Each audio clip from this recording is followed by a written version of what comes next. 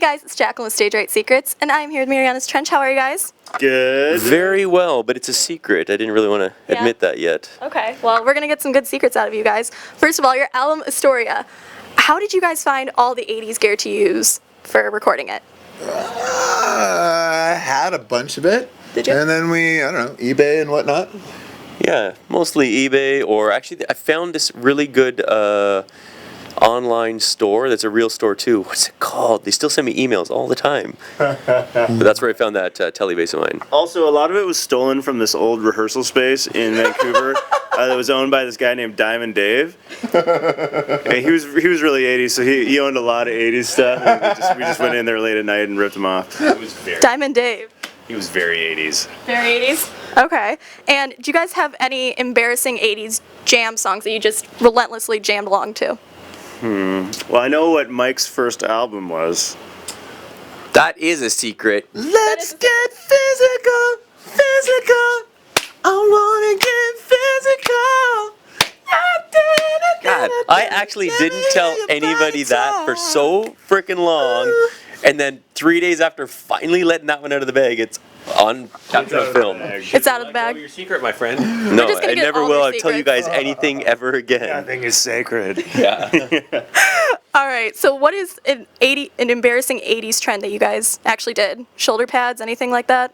I can recall having fluorescent knee patches on my blue jeans. Like I would burn through them on my bike, rip out the knees, and then my mom would patch them up with some fluorescent patches. Was it in the late 80s there was that really weird fashion trend of having those like clothes that would reveal your hot spots?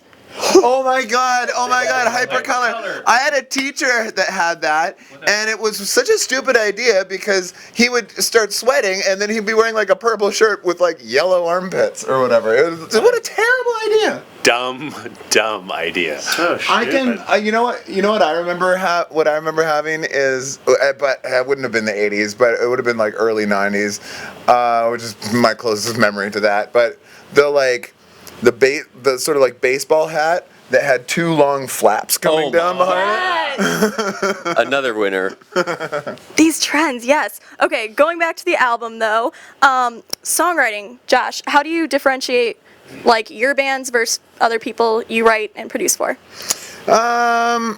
Well, I think you approach a song a lot differently when you're writing it for yourself than when you're writing it for someone else, and it's a pretty different job. I mean, the end is the same, except if you're writing for someone else, you're not writing for your own voice, and you're not writing for what you want to say. You're writing for what that person wants to say. So you're really just trying to facilitate somebody else's vision, regardless of how involved they may or may not be in the process. Whereas when you're writing a song for yourself, you should just be writing it because you want to write it. That was the best answer. All right, and I heard you guys have a dog that produced your album, yeah? Yeah? My dog, Benny and the Jets. She's a smart one. She's a smart one? Yeah. Did she help out a lot?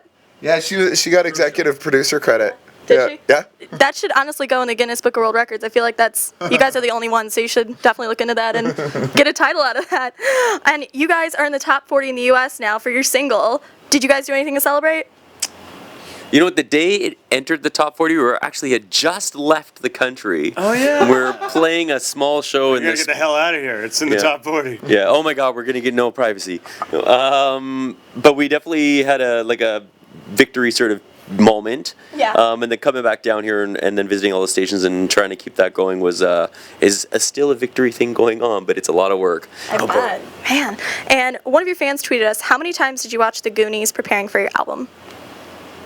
Once. Once, that's it?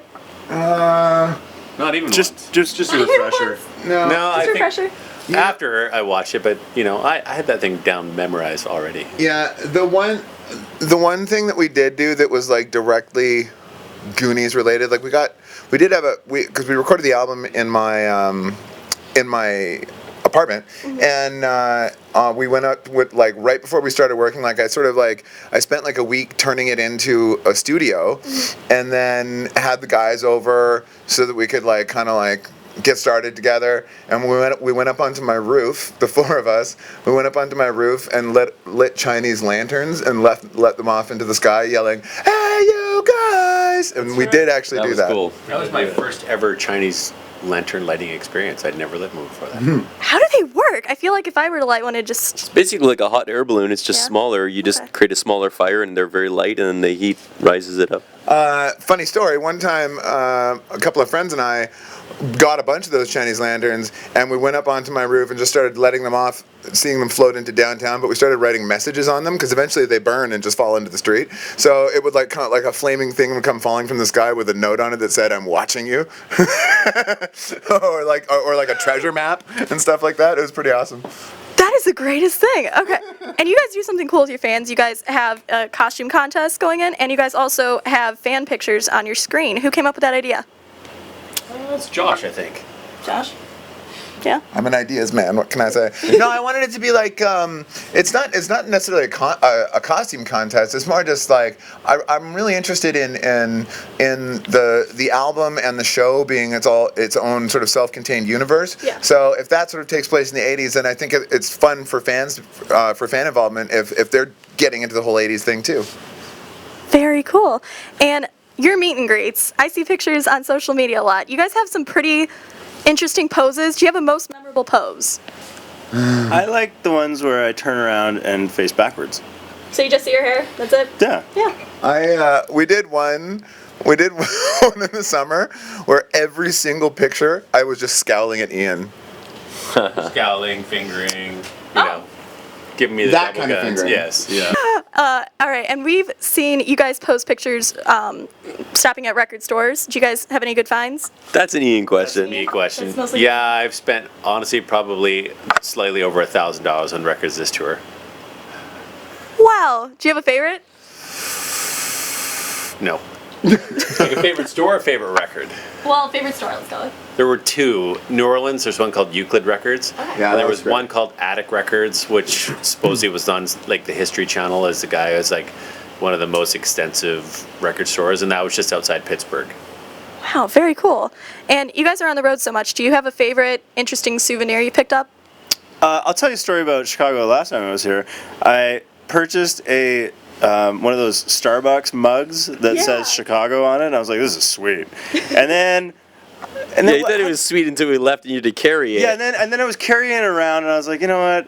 This mug is stupid. I don't need this mug. It takes up way too much space. I'm not gonna ever drink anything from it. And I'm on the tour bus. I don't have potable water. I can't wash this. Anyways, I finally decided that I don't know what changed my mind. I was like, just keep it. You just bought it. You're like, fine, I won't throw it in the garbage. And then we were getting groceries. Matt's like, actually, I'm glad I kept this mug. So we were getting groceries. He goes to put it in the grocery bag, drops it, and it shatters. And he's like, huh, now I gotta go buy another mug. Chicago, great. Starbucks mugs. Yeah. So funny. I like to go. Ian goes record hunting, and I go with him sometimes.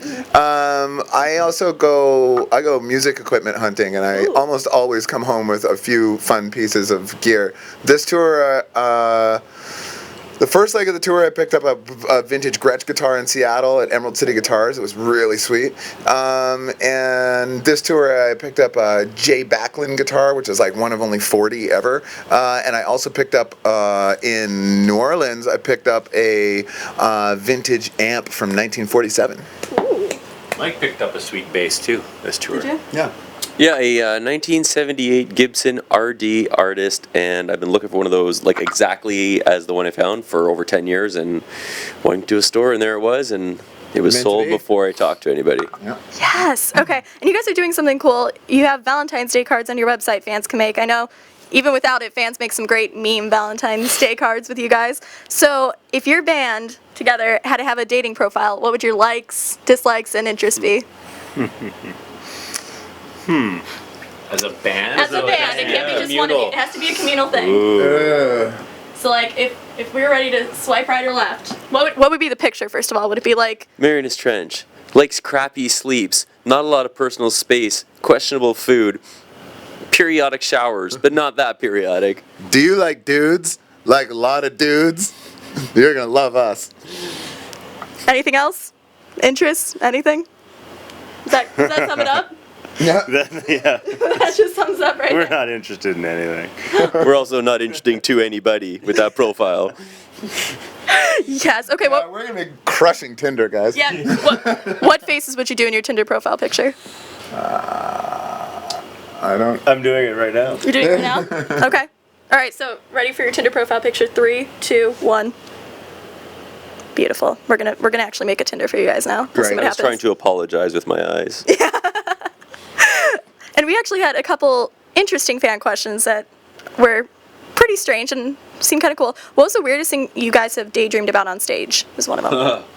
Oh man, on stage? Yes. A lot of things. Yeah. Mike had something. Obviously, he's laughing. No. I You're smiling? don't have anything. I have to think about it for a minute. No, I He can't think has of. something he just doesn't want to say. I can't think of a specific one, but it is funny when that happens. When like, what you've done so many shows in a row, and I did the other day. Like my mistake was more like. I thought we were going into the bridge and we were actually going into the second verse, and I was like, oh, right, oh, shit. Or like, I lost myself for a second there. I just drifted away into just nothing whatsoever.